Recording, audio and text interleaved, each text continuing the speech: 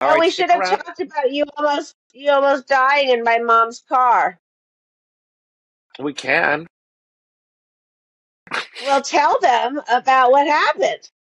All right. So Courtney and I are obviously close friends, and she said to me recently, she said, if you store a couple of my cars in your garage, you can use them if you want. So I was like, oh, that's great. So I put the cars in the garage, and I drove this Land Rover for a week, and then I was like, oh, maybe I'll give the Mercedes a try. And the Mercedes was Natalie Wood's last car. It's a 73, I think, 73 or 74 Yep. SL convertible, navy blue. So I was like, oh, I'm going over to Mel Rivers' house for dinner. I'll take it there. So I'm like, yeah. I was driving it. I was like, it runs kind of rough, but whatever, it'll get there. Well, I get to Wilshire and San Vicente, and I'm going 35, 40 miles an hour, and I go to hit the brakes because it was a red light, and there are no brakes. And I'm careening toward a packed intersection. Now, Wilshire and San Vicente are one of the most busiest intersections in California. I'm careening at 40 miles an hour toward this, and I was like, oh no, I'm going to die. I'm like, there's no wall to steer into, there's no tree to steer into, there's Oh, nowhere to go. So I reach for the handbrake, which isn't there because they didn't have those yet. And I'm like, where's the emergency brake? Where's the emergency brake? And then I buried my foot through the floor, and which it only half worked then. I mean, it like slowed me to a stop. It didn't lock up the wheels, but I survived.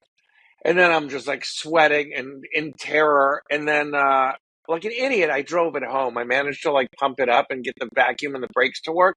But the whole drive home was just like smoke blowing out of the exhaust, and a car wouldn't go over 25 miles an hour. And everyone's honking at me and saying, F you, and giving me the finger. And I'm like, do you think I want to do this? Can you not see that this car is a catastrophe? So that was interesting. And then, oh my God, Scott. And then you calling me the next morning saying, I can still taste the exhaust in my lungs. yeah, there was like definitely exhaust in the cabin. So yeah, that car needs some love.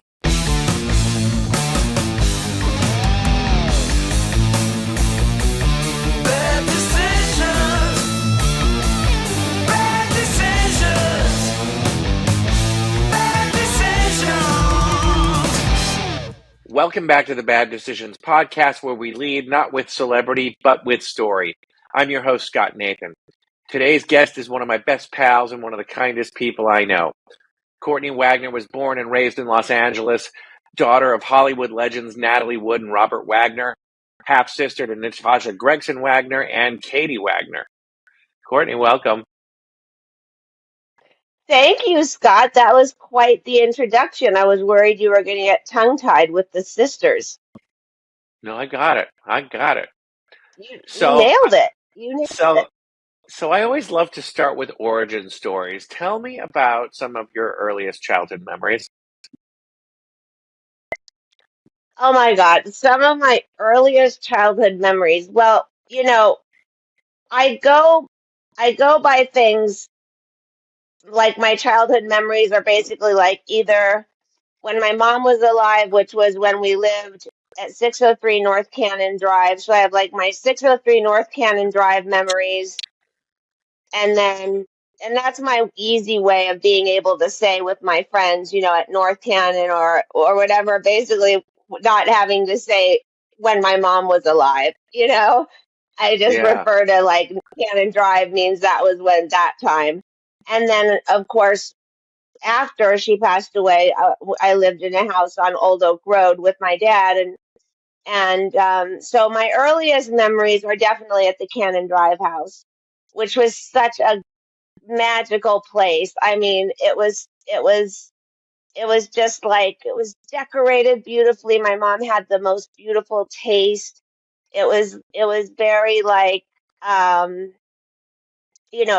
her mixture was kind of like French French, French looking furniture and um, and impressionistic artwork and uh, a flair of like a Navajo vibe, kind of. It was kind of got. I mean, a bohemian vibe on it. Like I remember we had these huge, and I don't know where these went because I would have loved to have nabbed these when we went through storage later in life. But underneath the coffee table were these huge, I mean, like these huge geodes that were these amethyst ones. I Oh. mean, the size of, putting your arms out as wide as you can. They were just humongous. And those were fun to play with. But my So, memories, yeah, what? no, I was gonna say, but Were you gonna ask me something? no, you were saying that like like the house had great style, but both of your parents were like style icons, and your father was an early one for me. I always thought he was the most debonair dude around. Um, you So funny. He really is. He doesn't, that's not for show. It's really not for show. He really is the classy gentleman that he portrays in everything. Like that is truly him. I and remember he's in his there was a 90s and still has an documentary. amazing. Go ahead. No, there was a documentary done on him, and Mike Myers had said something to the effect of, um, you know, Robert Wagner. Oh, now the quote is, "I told you this before," but you just look at if you wonder how to be a gentleman, just look at Robert Wagner or something like that. It's 100% true. So let's talk the Cannon Drive days. What were the holidays like? Who was at the parties? Who was at the table?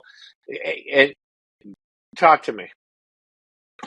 The holidays were every holiday. I mean, Easter, our birthdays, Christmas, New Year's. I mean, it was the whole time. I mean, the whole my memories, as you asked before, though, my earliest memories is like one of them is being in my bedroom and hearing the laughter downstairs and just thinking it was so fun to go to sleep to, hearing everybody laughing because there were so many uh, interesting and magnetic and magical personalities there. I mean, there were people like Gene Kelly and Sean Connery and Fred Astaire and um, one thing I was thinking It's about amazing. recently. I hope my dad doesn't kill me for saying this, but I remember we were younger, and I was raised and was most close to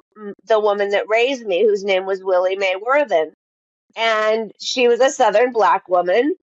And anyway, we're kids, and Richard Pryor, for some odd reason, is coming to the house. And my dad says to us before he comes, just don't say anything about being black. And I was like, Dad, why would we ever even acknowledge that? Like, I didn't think anything of it back then. I just kind of laughed at him, because I didn't really know how to compute. But when I think back at that memory now, I think that that's just so silly that he would think, I don't know. I don't know why he said that. All right. So, any anecdotes you can remember about these people? I mean, those were major names you dropped: Sean Connery, Gene Kelly. I think did you tell? Yeah, I remember in the documentary there were a lot of names. Like tell me what these people were like in real life. Some of the people that crossed your paths through childhood. Well, so fast forward a little bit to when we were after my mom passed away, and we went, and because after my mom passed away, we spent a lot of time in Europe. My dad kind of scooped us out of Los Angeles, and we went to Europe. And there is kind of more when I remember. I was so young at the Cannon Drive house. My mom passed away when I was 7, so I don't remember so much the personalities. I just remember when I was younger, like Joey Pantoliano. Um, he would be there, and he would come in, and he would walk through the door, and he would put his hand on his head, and he'd take off his wig, his toupee and put it back on, and then take it off and put it back on. And, it was like just these people, they would do funny impressions, and Richard Benjamin and Paula Prentice, and, um, they were just staples. There were always friends at the Cannon Drive house.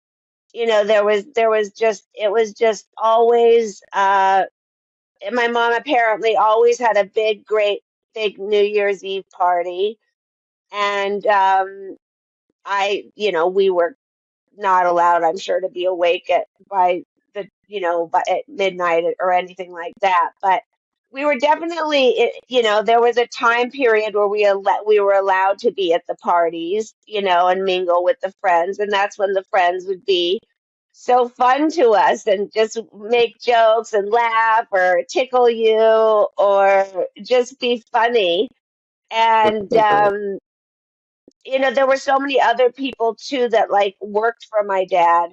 There was this great driver my father had named Stanley Stork, and he was a great fixture in the house, and we would always laugh and play. It wasn't just, because my parents were working a lot and stuff, there it came with a lot of different employees, I guess, but they didn't feel like employees. I certainly didn't know. Yeah, they were just I'm family. sure that they were employees. Yeah, they were totally just family.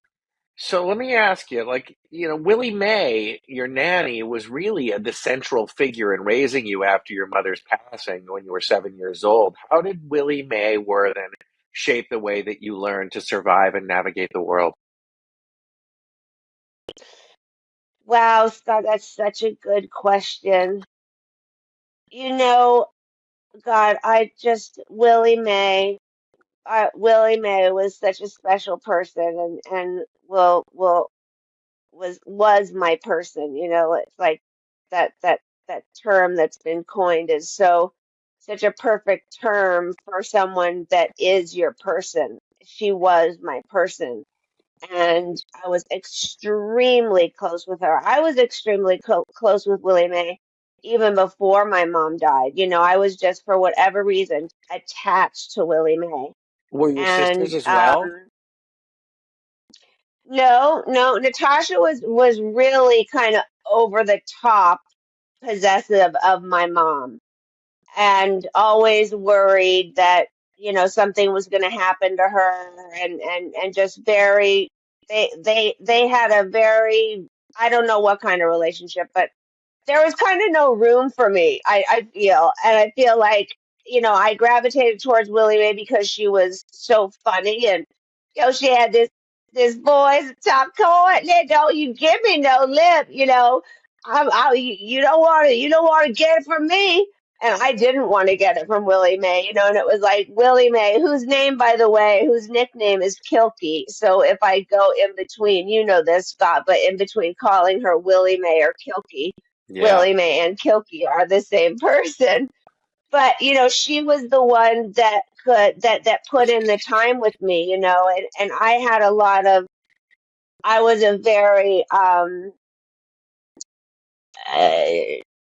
was a very, I don't know if I'd say violent. That's kind of a crazy thing to say, but I was a very, Wild, you know, gregarious. wild. That's a perfect word. Wild. Wild is the perfect word. So I would have these wild sort of moments where I couldn't really be controlled, and Willie Mae would just kind of grab behind me and get my arms because I would, pull everybody's hair and be so crazy and just sit there and just rock me back and forth.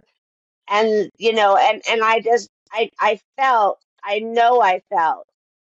this, uh, this love from her. I knew that she loved me, and I think that's why I felt so safe with her. And as long as Willie Mae was there, I was fine. And she was there for all of it. I mean, when I was going to say earlier, when we were talking about traveling to Europe and stuff, We'll after my get there. mom passed away, Willie Mae came to Europe, and came with us everywhere, skied down the slopes in Switzerland, and in Aspen and all of our wild trips, Willie Mae was always right there. She lived, up until my dad sold his condo, back in like 2015.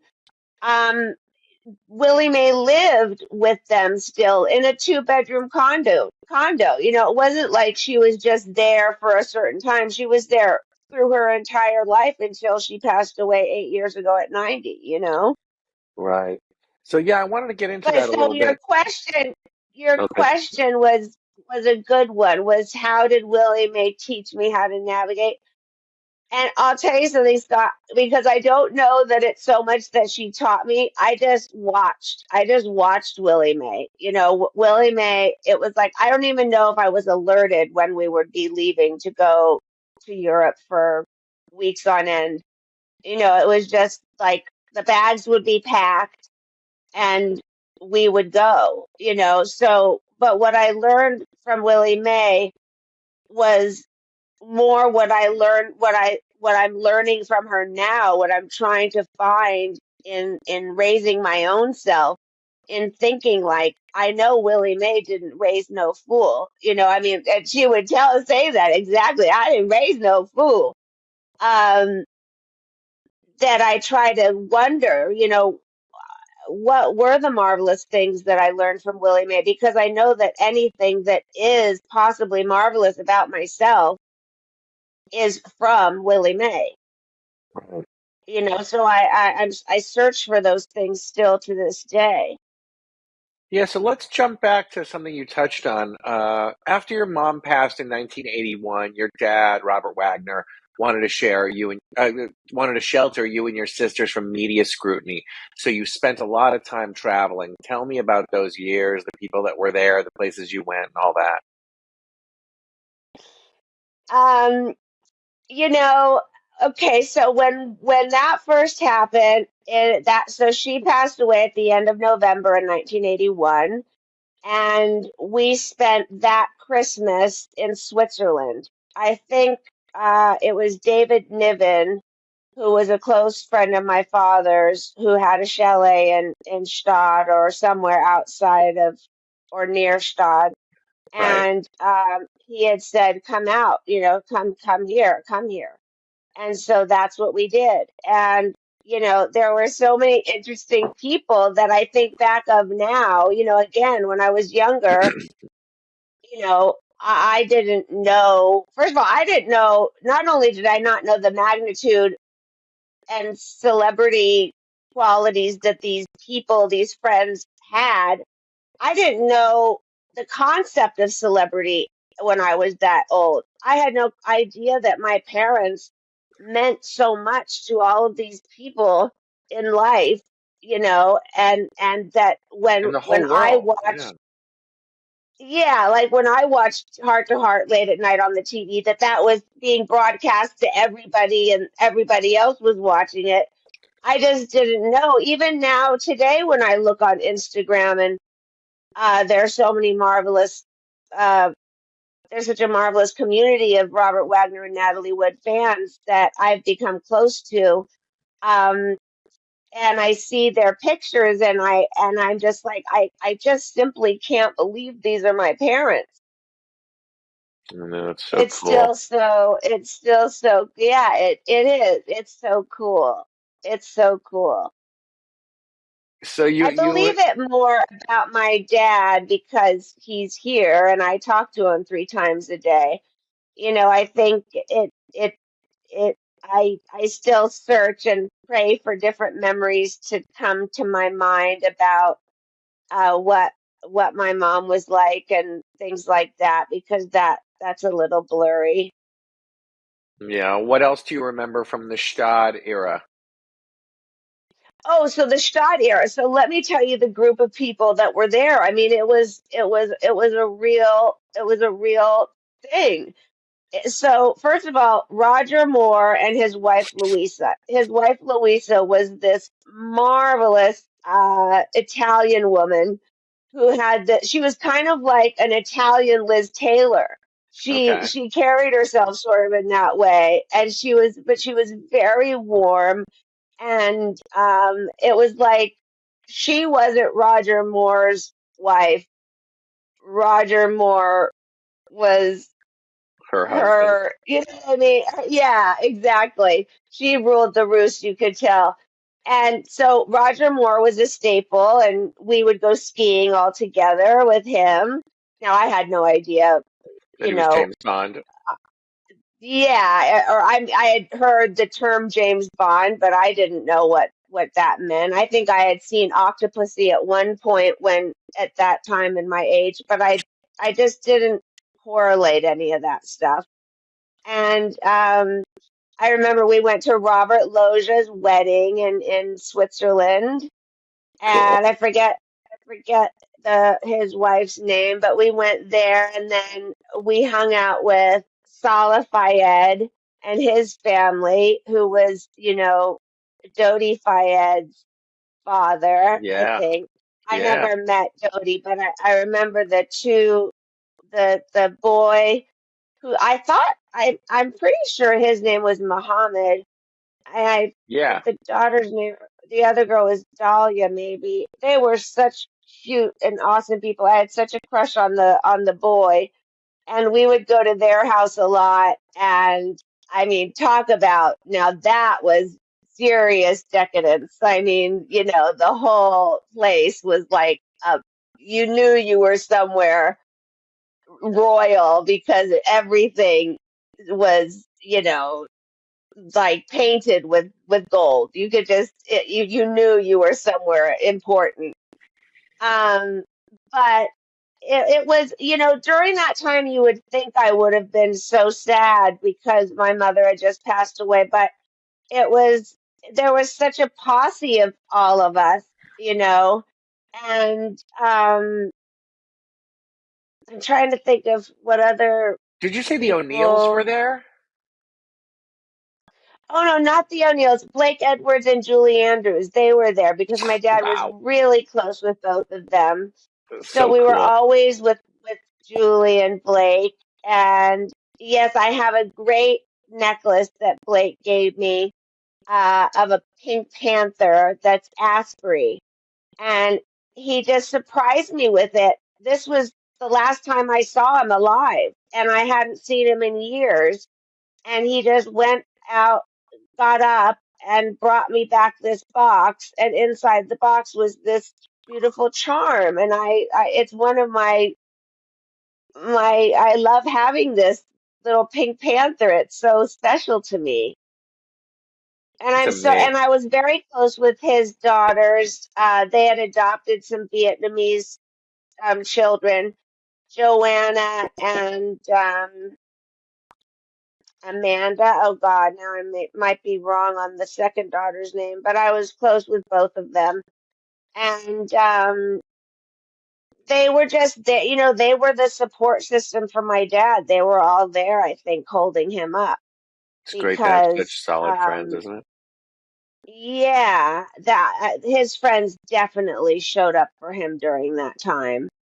I mean, there was when we were traveling, because we then continued to travel to Europe, Kustad especially. My dad got a chalet there, and we went there for like 4 or 5 years after my mom had passed away.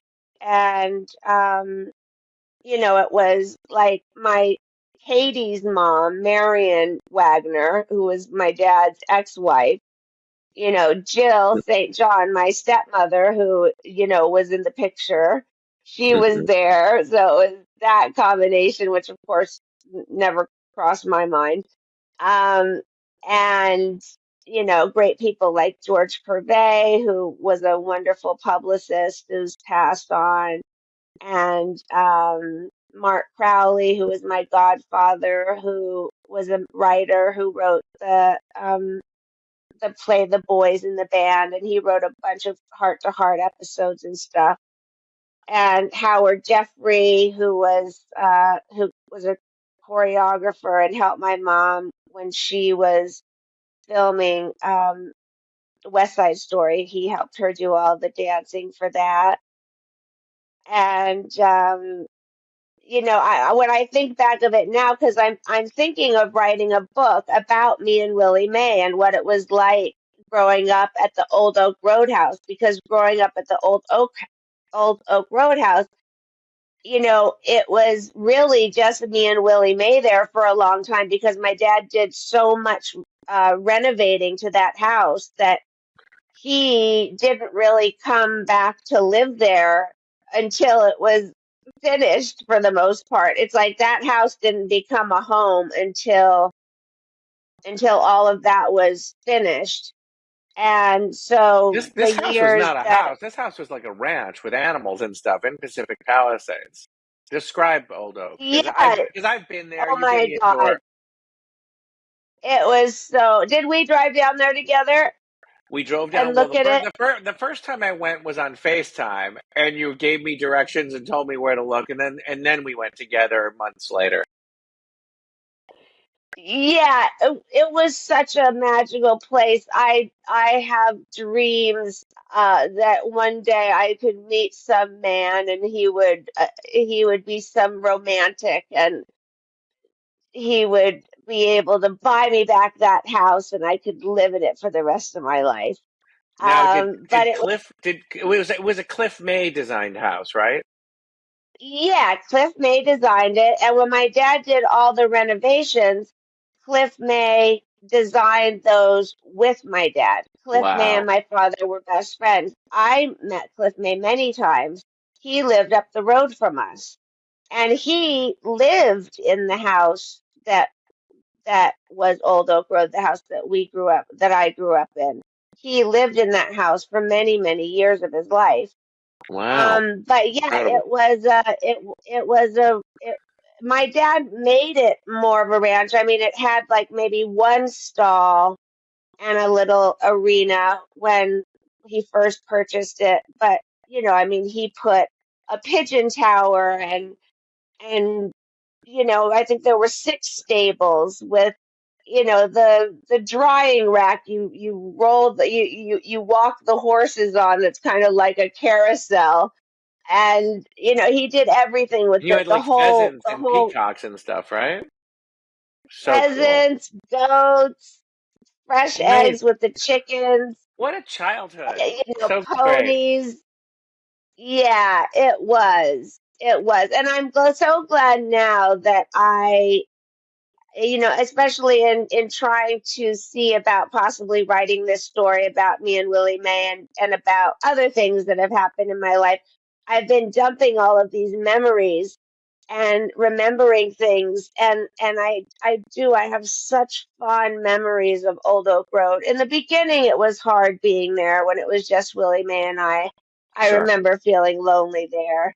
It was a different house than Cannon because the Cannon Drive house had a central room where Willie Mae, Natasha and I's room was basically the playroom was in the middle of that. Right. Whereas Old Oak Road, it was long hallways and then just your room. So everyone Right. would either be in their room. I mean, the kitchen was the hub Sure. where Sure. everybody was. But it's like I was raised by my dad's secretary, Liz Applegate. I was raised by our gardener, Denisio. I was raised by our other housekeeper, Corelia. All these people that they stayed with our family for so long. They came from Cannon Drive to Old Oak Road. And so it was a really special place. Yeah, it Yeah. was right there in Sullivan Canyon. Back when you wouldn't even tell people you lived in Brentwood because no one knew where Brentwood was. And It's now it's like astonishing. I hate saying people that I lived in Brentwood because it's like a snobby place. Yeah, I know people that go so back to the beach towns that they like remember when Malibu was like dirt roads and cheap and country. Right, yeah. Speaking of old Malibu Road or Malibu in general, my sister Natasha bought a house when she turned 21 on Old Malibu Road. And that was a place that me and my sisters spent so much time on That's Old one of my Malibu Road. favorite. And it That's one of my favorite was stretches of so beach too. different. I Yeah, love it was that so because, different back then. but also it's still a sand bottom. So if I want to take a beach walk, I'll always drive the extra distance to have that nice soft sand. 'Cause I like to walk in the wet sand, whereas the surfy beaches are all rocky and sharp. You know?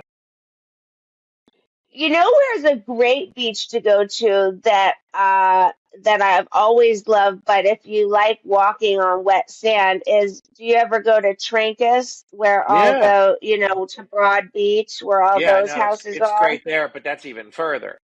But yeah, I That love it. is much farther. So I it wonder what's going to happen to the beaches and everything with all of those houses gone now. I had to escape. You know this, but I had to escape with my dog in my hand yeah, and grabbing your things house and was seeing embers. your place on the beach was was like the only survivor in its neighborhood, and you still don't know why, right? I think we do know why. It was my best girl, one of my best girlfriend, Robin's house. Um, there was a huge boulder right in front of her house, so I think that Um, protected it from the embers. But when I looked out the window because the power had gone out and and my friend had said, I smell smoke, and I looked out the window because I was living just below the house in a little studio that she had, and I was like, oh my God, there's embers flying across the Pacific Ocean. We gotta get out of here and and just left there and still now you can't go back there or everything that the insurance company has told her anything soft if you have any soft couches or your mattress or anything like that has to all be totally you buy new stuff. yeah, remediation. I know a lot of people whose houses made it, but they weren't allowed to move back in because of it had to be inspected by smoke remediation people.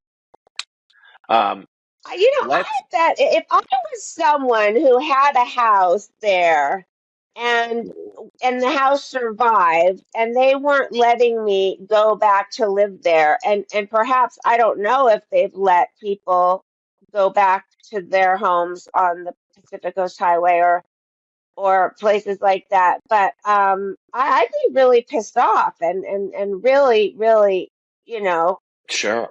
angry to I, not be I able to mean, go back there. yeah. I mean, That's such a I terrible think one of thing. the biggest problems with that is even people that I knew that's houses made it. Um, there's no infrastructure. Like the power lines had burned, the water lines had been destroyed, so they were still unlivable and probably toxic. Yeah, that's the thing that my friend is most worried about is that the toxicity. Sometimes I wonder is that like, and I'm not a conspiracy theorist at all, but sometimes I wonder. I mean, I know with common sense what seems like, it would be not safe, but I wonder to myself, does everybody need to replaster their walls and all of that? And like, is the sand going to be, destroyed for years and years, or, is it going to recycle itself through the ocean? Well, time will tell. Let's jump forward to stories from your life. Let's Yes, you okay, tell because yes, what a you and I small can world it is. gab chat. Tell me the story of being at Elizabeth Taylor's with my pal Melissa Rivers. Oh my God, Scott, that was too crazy. Oh my, okay, so that was for Roddy McDowell's funeral, or his, well, I guess you would say his celebration of life Yeah. was going to be, at Elizabeth Taylor's house. So my sister Katie and I go together, and we walk into this lovely house, and there's ballet, of course, and just the artwork that was on the walls. I mean, Picasso's, and I don't know which exact. I remember seeing a Picasso, and Yeah, it was knowing it was Liz Mother definitely one. effing Taylor. Yes, what I definitely remember what being there was a huge oil painting of herself, which I giggled with Katie about. Just like, this is just too totally apropos of Liz Taylor to have a big oil painting of herself in her living room. But As so does we're our at pal Paris Hilton. yeah, I can Paris imagine has many monuments to that herself. fit. God love her. Yeah. That fit. That definitely fit. Um, yes, God love her. She's a sweet girl. Yes, she is. But anyway, so we're at this gathering, and many people are there by the pool. I see Melissa, and I had never met her before. I think her and Katie had known each other, so they were kind of talking back and forth. And suddenly, from the we see someone coming from the upstairs terrace, and you see this very, like chiffon, like almost like it looks like a night dress with like some kind of robe with these long white sleeves, and it's Elizabeth Taylor heading out onto her balcony on the second floor, greeting and acknowledging everyone that's come to to celebrate Roddy. And it was just so incredible that she didn't come down and She's like the queen say in hello to Romeo her and Juliet. guests. Like the It was queen. that's what I thought. She was like Juliet. It was just too much. It was just so funny. Everyone that you caught eyes with, it was like, Oh my God. you just had to smirk that this was just too classic that this was happening. Incredible. So Yeah. as long as I've known you, you've led a very private life. What was the experience making the HBO documentary What Remains Behind about your mother's life like? Well, that was, it's such a shame because this is such a superficial thing that I'm going to say, but I hate with such a passion how my makeup was done for that documentary, that I it's hard for me to get past it. I watch it a lot. I must say I watch it a lot. I mean, there was a time I was watching it so much that I could recite what people were going to say in their interviews. Um, I just find it comforting. I mean, some parts I'll turn off because it's not it's just sad is what it is. Yeah. But what it was like was, it was, I hated that makeup. I just, I looked like there's just cake on my face. It looks nothing like what my skin looks like. I hate it. This I lady know. ruined my experience I know, on but the it's good. documentary. But anyway, But you know these things. There's like you're the only one who's really noticing it. People just want to get to know you and hear you. So those are it's sort of like you blow one note playing a concert, and that's all you can remember. But no one else even paid any attention to it. well, I don't know. I don't know. But it was Whatever. really, I have to hang my hat up to my sister. She did such a wonderful job. And the one thing that making it was great. I mean, all I had was a day to do that interview, and it was kind of like just sitting down with someone who I'd met this man before, Laurent, who's a very caring, nurturing man, Hmm. and we just had a conversation, and it's hard to answer certain questions because one, you know, my mind is is foggy from things, and I think that when I read about trauma and things like that, I think that I have that something. I think something happened in my brain when I was younger that's never been the same. Um, when my mom passed away, or it could have been when I was 14 when I started getting panic attacks, which is what really changed my life, with, or felt at least more like, than when my mom passed away. But so it was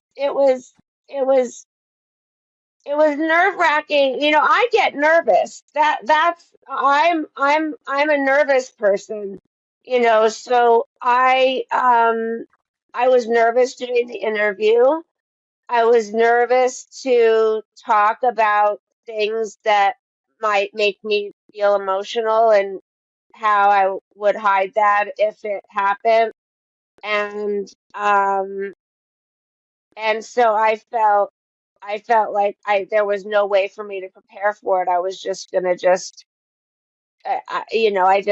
I just was gonna try to do my best job to answer the questions, and um but but the thing I was going to say that I feel has been so great about her doing that documentary is, you know, I don't remember what year that came out, but my entire life, not just in November, but always in November, there is some cockamamie story in the rag mags, in the market, the you never read, Yeah. and about my parents.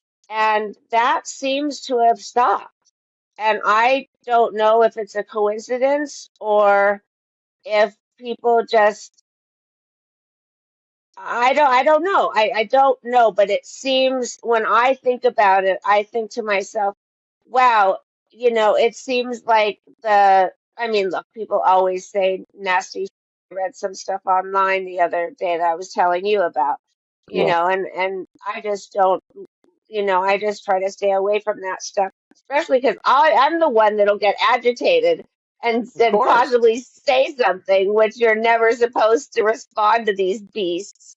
Never So feed the I trolls. I try to keep my, yeah, right. You had told me that. What is it? Never feed the trolls? Yeah, it's just like, but also like we're all humans are self-critical. Like I know so many actors that do not watch finishes of their own movies. They'll show up at the premiere, wait 15 minutes for the place to go dark, and then dip out.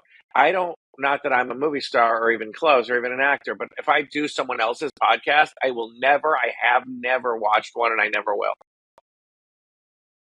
It's just You do the know, work, move on to the next part of your life?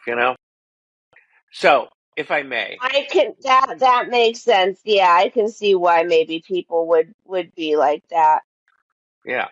So, speaking of tabloid stories, there's an old saying tragedy plus time equals comedy. Walk me through Malibu 2012. I remember waking up that morning, looking at TMZ, Oh and it my said God. Courtney Wagner arrested with the triple crown, the holy trinity: guns, heroin, and cocaine. What the F, Court? What happened? Oh my God. Oh my God. Okay, first of all, what was Which, so which, crazy wait, about which that? I want to say you were, just so everyone knows, you were not charged with anything. So go ahead, tell the story. Yes, luckily I had some right was violated, and I was able to get out of that mess. It's Fourth Um, Amendment. It was deemed an illegal search of your home. well, oh my God, Scott, that day was just such a disaster. I don't even know where to begin. I mean, first of all, you know, the gun going off. was because my fiance at the time played a full fake suicide stunt and played dead to me with a gun. I thought he was Jesus. dead. So, when I'm going downstairs, we were fighting on the roof. And first he had his gun to his head and saying, "You want to see how much I love you? You want to see how much I love you?" And I'm thinking, I'm going to see this guy's head blow right off his shoulder. And, um, and I'm screaming in a way that I can't even ever imitate, just like, "Stop it! Just, just like such mad hysteria because I was so sure, that this was going to happen because he was a loose cannon. Yeah. And anyway, he goes down, we're on the roof, and he goes downstairs. I've got a portable cell phone in my pocket. I call the mom and I'm like, so and so's got your son's got his gun. And she's like, "Courtney, just get out of the house." And suddenly, echoing through the entire canyon. And Jesus I Christ. just again start shrieking, shrieking, shrieking, shrieking, shrieking, because this. I had already lost my boyfriend to a motorcycle accident, so it was like I was just thinking, there's no way I'm living through this again. So that's Yeah. exactly what I thought. I looked over to where the noise was coming from, and I see him laying on the ground, looking dead. And I'm walking down to go to him, and I'm thinking to myself, I'm just going to take that gun and I'm going to put it to my chest and I'm going to pull the trigger. There's no way I'm living through this.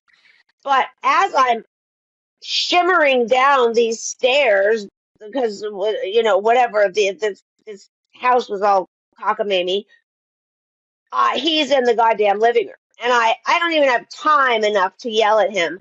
My mind is spinning so fast. And not to mention, I am inebriated. And, but enough to have the wits about me enough to see a cop car driving up the canyon. And I'm like, "Hey, look, that's a cop car. And they're coming to this house. For And we sure. have Yeah. drugs and they're all over the place and we need to clean them up. So get it together and pull yourself together. I'm going to pull suicide by cop. I'm pulling suicide by cop." And I remember just screaming, "They are coming to this house."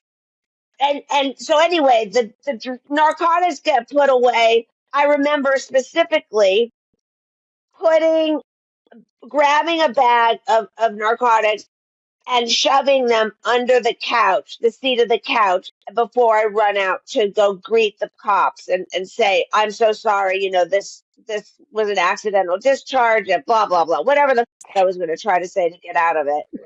And I put the drugs under the cushion and I feel a gun there. And I instantly am thinking, "Oh my God, guns, drugs, this is like not a good combo." But I have no time to move. I'm worried that this suicide by cop is now going to take place in front of my face.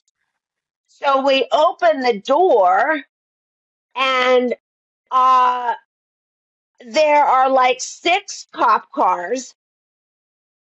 They've got their rifles or their AKs or I don't know what the hell kind of gun. Put your hands up, and I've got a cigarette in my hand. I'm like, I'm wearing this skippy little tank top with my little nipples popping through, and and they just cuff us. And I'm just like, I've just gone from such a high, intense, emotional nightmare of thinking that my fiance had just killed himself, begged for him not to kill himself, being high, that wearing off real fast, Yeah. and then I had to stay. I was sure I was getting out of it. 100% sure they were going to let me go because I didn't let the gun go off. Yeah. But then I had to spend a night in jail. And I remember waking up in jail and my clothing were just dripping wet because I was sick. And I remember wringing them out and laying them on the floor. Luckily, this was a beautiful establishment. It had been freshly painted. So I you were, was the but only person you were in the dope. cell. So you were dope sick, not sick sick. I I was dope sick.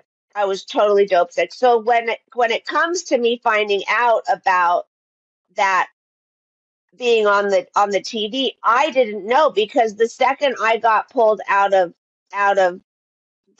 got out of the jail the next day, um, I was like, I have no idea what is going to happen to me. I was yelling at him. You got me in so much trouble. I can't believe this. This is ridiculous. I'm in so much trouble now.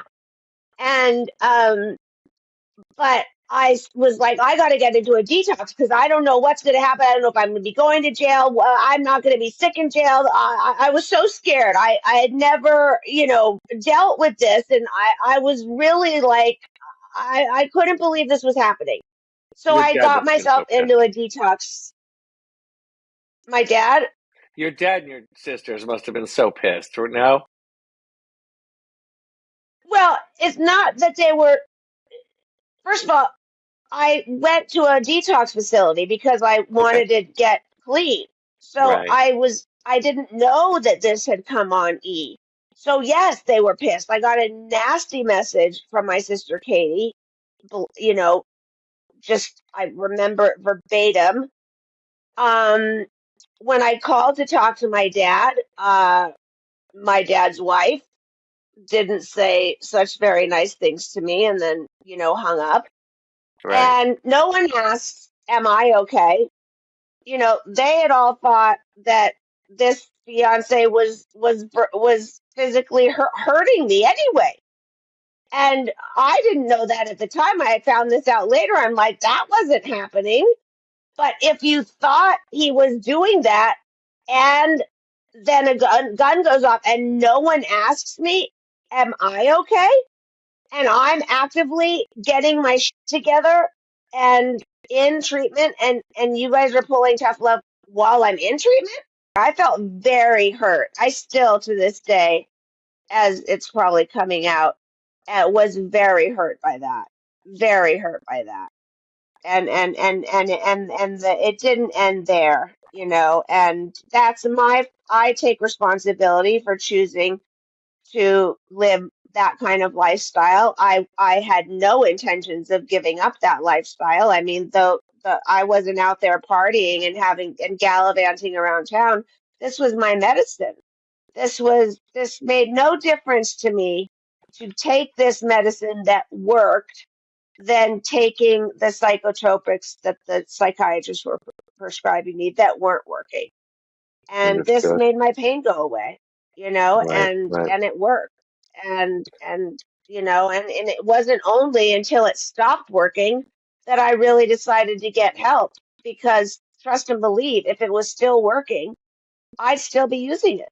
I really would Right. be, Right. It's a very but common. the good thing to remember is, what I always tell myself is like, you know what, Courtney, if the really ever hits the fan and you feel like you cannot cope with it sober, because luckily I pulled myself out of that dark, dark hole. Um, you always can go back to opiates. Opiates do cure your pain. They do get you through trauma. They do get you through pain. They do get you through your hardships, but they come with a lot of other prices to pay, which I am not willing to want to get wrangled down in that. But it's always that if it ever gets too hard to deal with, there is always that choice. Got you. Well, thank you for You sharing that know, story. I want I to jump ahead. probably babbled on about that. No, no, you're an amazing storyteller, which is what this show is all about. Now, I see. I think you're wearing. Well, Are you wearing the iconic circle necklace that made you famous? Hold it up. Oh, There I we go. am. Yes, I am. This So one. This now one doesn't have any diamonds on it. but that one was made famous by the late great Ozzy Osbourne, which he almost wore almost his whole career. Tell me about how that collab came apart. Well, when you made jewelry, how did this all happen with Wagner and Co. and Ozzy? Well, back when I was business partners and had the jewelry company I did, my business partner was really connected in a lot of her best friends were publicists, and she knew how to get it all done. And she was my best friend, and she made it happen, really. And had told me later, I think she was maybe friends with Kelly or Sharon or someone. But I remember we had to make one of the one of the circles much bigger. He wanted the one of these circles much bigger, Yes, yeah. because how it went is there's this is the larger one, and then there's a smaller size one, and they sit nicely side by side. And so he wanted a bigger O, and then I think the smaller O ended up being this size one. So the one So you it made was for Ozzy, OO for Ozzy Osbourne. was that a one-off custom piece that you did for Ozzy? That no. Well, him wanting That it size. bigger was Yeah, yeah. That's what custom, I mean. That's what I mean. That size. but yeah. That's so So cool because when I knew that he was rocking one of our designs, I was just like, wow, I feel like I have really made it now. no, and every time I've seen him, live, which is a lot since then, Black Sabbath and Ozzy, I'd be at the Greek, the Hollywood Bowl, like wherever, Ozfest at the Forum, I'm like, there's Courtney's necklace. Like he always wore it. He always wore a lot of jewelry, Really? Is but that true? oh yeah, I didn't know that he go, wore go, it all go, the time. go Google image search it. So he would always wear that with like a cross on two separate chains. But like that is the famous O necklace. Oh, Let me ask you something. that's so awesome. Let me ask you something. If a listener or podcast watcher wanted to get a custom made 18 karat gold O necklace, would you do them to order? Absolutely. I'm starting a jewelry line again. It's going to be called Taken Jewelry. Um, and I will be selling the circles, all of this stuff that I have on. I put on all of my jewels. Um, and this was a ring I wore today that was my mom's ring. So I thought I'd have something of hers to keep me Or was it close. But is it that's is it what, is that a ruby, a garnet? yeah, no, it's a beautiful ruby. Gorgeous. And And really, the reason why it's called Taken is because one of the things, and again, this could sound superficial, but it really was something that hurt me so deeply. When I was 26, all of my jewelry had gotten stolen. My house got robbed. I was out of town, and every year, every holiday or something, my father would give me and my sister Natasha a piece of jewelry that was my mother's. Right. And they were these great, marvelous, unique pieces that not only were unique because some of them really were made made for my dad made them for my mother, so they were truly unique, but they were all inscribed with their penmanship. So they were like these love letters that I had, because he would give me something that my mom had given him or something that he had given her. And, I had both of their ID bracelets that they always wore. And every time I go onto Instagram and I'll see something, I'm like, oh, right, stolen.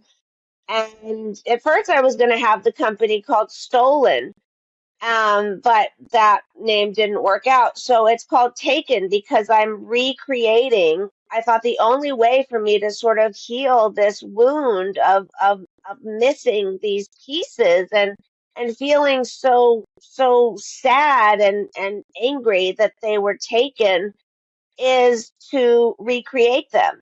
I felt like that's the only way I can control this ache in my heart for these pieces that were my mom's that that that got taken. Right.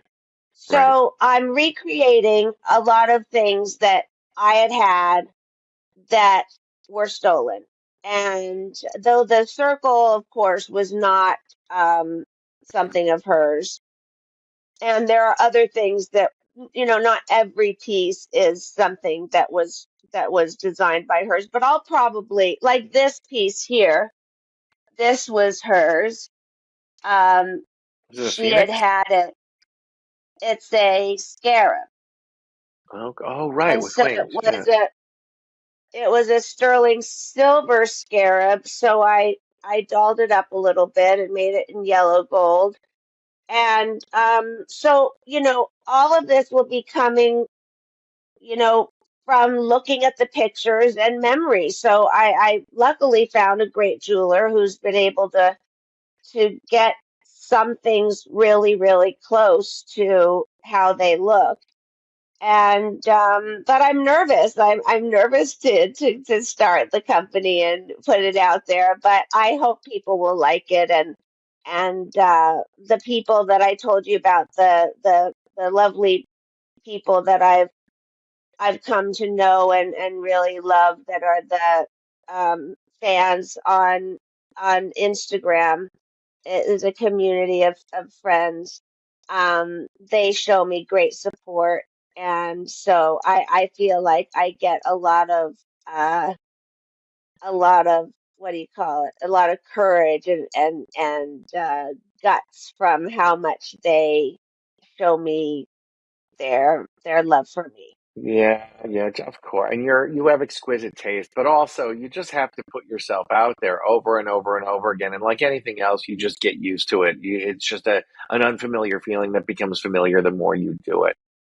Um, we need to. Yeah, it is definitely an unfamiliar feeling. I am so bad and have no idea how to go about representing myself, or It's just a any of that. muscle. It's just a muscle. It's just practice.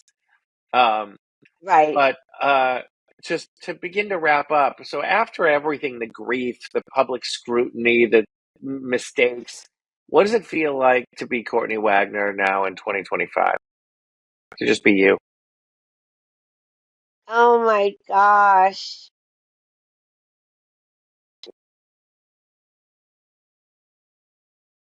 You know,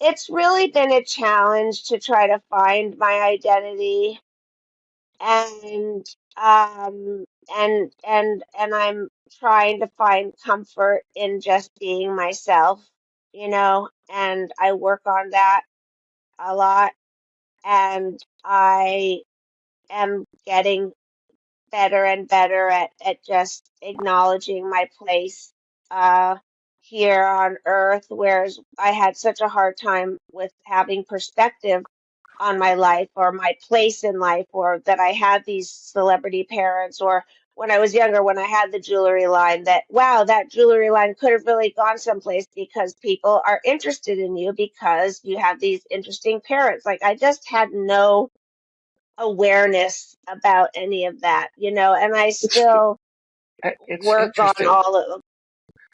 Yeah, because to everybody, their life is just normal. Their life is just normal. Like Melissa Rivers was telling me that she didn't find it weird at all that when she went away to college, all her towels said Caesar's Palace on them because her mom would have a residency there. That was her frame of normal. Like the Osbourne kids, that was their frame of normal. Paris Hilton once famously said, I had no idea we were wealthy until I saw someone else's house. I was like, oh my God. Oh my God, that is so hilarious that she said that. Yeah, because it's just your frame That's of reference. genius. When you're a kid, it's just Absolutely. your normal is your normal. Yes. Yes. All right. Well, Courtney Yes. Brooke Wagner, thank you so much for doing this. I know it took a long time to get it together, and I'm glad we're finally there. And yeah, I thanks for hope I coming did on. a good enough job, Scott. You did a great job. I am not a professional. I'm not a professional. Let's just say that. You did a great job, and I appreciate you. And I'll see you in a few days. Okay, great. Yes, see you in a few days. The Bad Decisions podcast was produced by Brock Workman of Her Dad Entertainment. Be sure to like and subscribe on YouTube, Spotify, Apple, or wherever you get your podcasts. My book, The Big Book of Bad Decisions, is available for purchase wherever books are sold. A special thanks to today's guest, Courtney Wagner, for joining me. I'm your host, Scott Nathan. Thanks for listening.